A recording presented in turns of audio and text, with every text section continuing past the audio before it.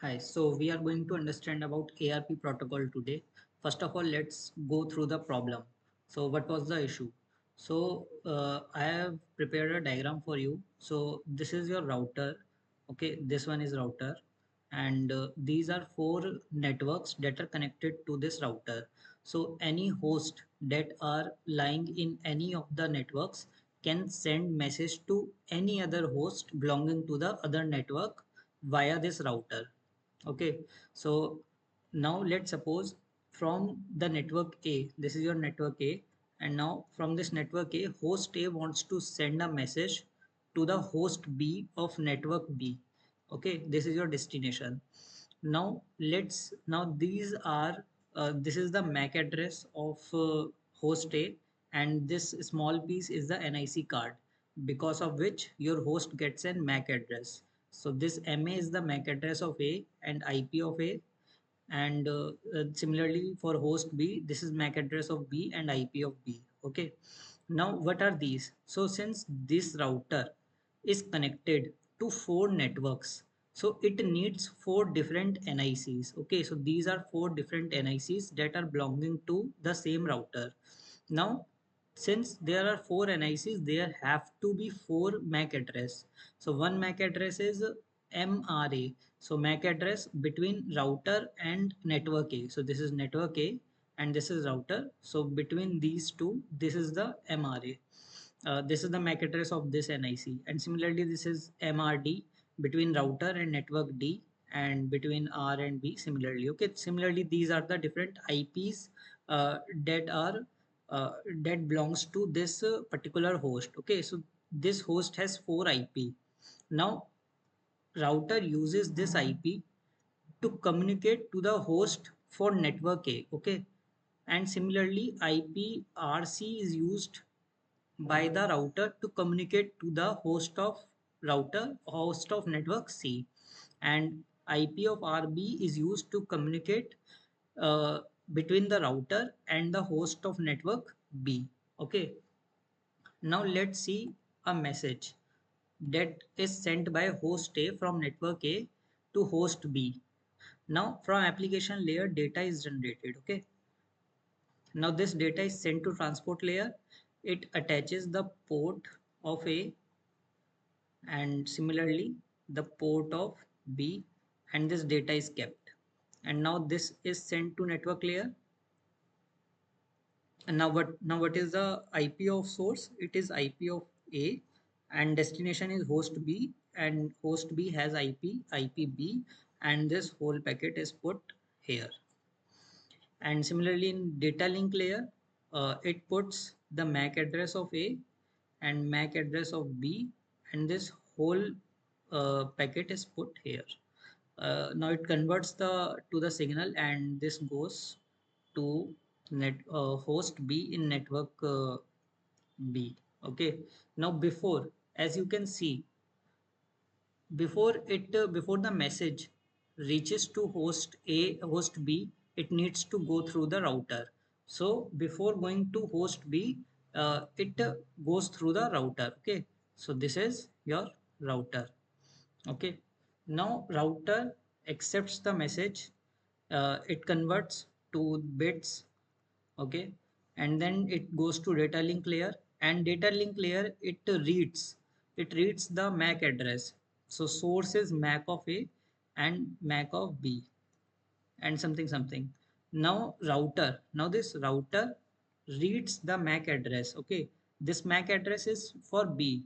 That means it thinks that this message is for host B, not for router. So this message is not intended for router, so router discards this message, and so router here discards it. Now it won't go further. So this was the issue, because router reads the MAC address, the data link layer of the router reads the MAC address, destination MAC address. This is the destination MAC address, and this MAC address does not belong to MAC address of router. It doesn't belong to MAC address of router. Therefore, it discards it. It discards the packet. That's the problem. So now And now let's see about ARP protocol. Now how ARP helps us here. So now see, uh, from host A, now let's again consider a scenario. Host A, uh, host the application layer sends data to transport layer, okay, and then it sends to network layer, and then sends to data link layer. Okay, now between network layer and DLL layer there is a protocol called ARP. Okay, before the packet goes to DLL, ARP comes in and it fetches the MAC address of router. Okay, it fetches the MAC address of router and puts in the destination. So it will put here in, instead of MAC of B, which is our destination, which is our ultimate destination, but if we put the MAC address of B, then router will discard it. Okay, so therefore the ARP is responsible to fetch the MAC address of router. Okay, so what is the MAC address of router? There are four MAC address of the router. Which one is used? MRA is used. Now how this MAC address is fetched? Let's see. Let's understand about ARP. So host A will prepare a packet in which there is IP of A, and now since the packet is intended for a router, it will put the IP of router. And which IP of the router? IPRA. Okay, because this is the IP exposed to the network A by the router. Okay, so IP of RA is put here. It is the destination IP. Okay, and this is the source IP. So this is the packet prepared by ARP protocol. Okay, and now here the source MAC is obviously MA. Now the destination MAC. Now this packet is intended for router.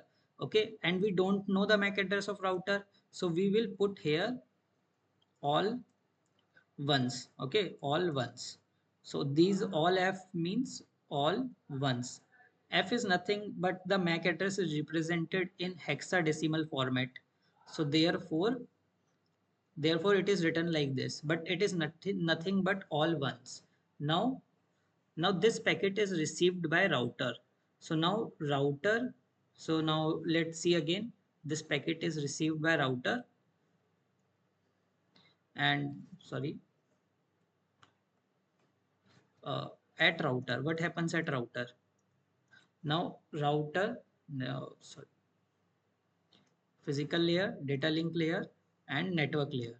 So the message comes in, the ARP message comes in, it converts to bits, and from data link layer, now it sees, now it sees this is the IPs here, and then MAC of A, and then FF. Okay, so this is all. Now all ones means this message is acceptable. Okay, as I have already told you about another scenario in which the IP is all ones.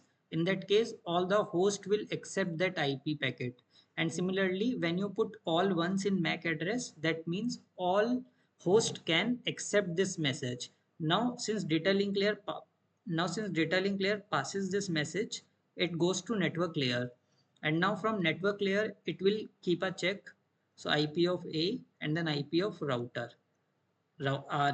Okay, and now since it sees IP of RA is my IP address, yes, so it now router will accept this message and sends a new packet to the host A.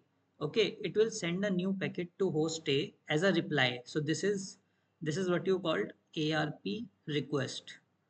Okay, ARP request. Now similarly there is a ARP reply. This is from router to host. Okay, so now here now this is prepared by router. Now how router will prepare it? IP of router A, this is the source IP, because now router is sending it, router is sending. Okay, and now here the IP of A, this is the destination IP, and then here MAC of RA, this is the source MAC, and this is a destination MAC. This is MAC of A. This is the destination of, this is the MAC address of destination. Okay. So now this packet is received by host A. So now host A will get this packet. Host A will get this packet, and from this packet it knows from this field what is the MAC address of router. What is the MAC address of router? So now, uh, now now the host A can prepare a message in which it will use the MAC address of router. So now host A sends message to B using this. So IP of A, and then IP of B, and then MAC address of A. And now here it won't put the MAC address of B. No, it will put MAC address of RA. This is the MAC address of router. Okay. So now this packet will be accepted the the router.